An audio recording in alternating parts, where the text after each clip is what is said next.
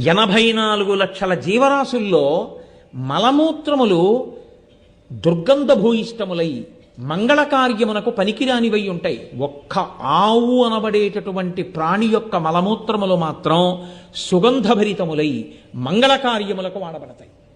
కాదు కదా, క్రిమి సంహారకములై ఉంటాయి. అందుకే ఇంటి ముందు ఆవు పేడతో అలుకుతారు. ఏదైనా మంగళకార్యం చేయవలసి వచ్చినా, హోమం చేసినా, యజ్ఞం చేసినా అక్కడ ఆవు పేడతోనే అలుకుతారు. ఆవు పేడ వెంటనే అంత శుద్ధిని చేస్తుంది. అసలు ఆ పాలు, ఆ పెరుగు, ఆ నెయ్యి లేకపోతే ఏ కార్యం జరగదు. ఎంత వేదం చదువుకున్న బ్రాహ్మణుడు ఉన్నా ఇవి లేనప్పుడు ఆయన ఏం చేస్తాడు? అందుకే గో బ్రాహ్మణేభ్య శుభమస్తు నిత్యం లోకా సమస్తా సుఖినో భవంతు. గోవు ఉంటే పంచగవ్యాలు వస్తాయి.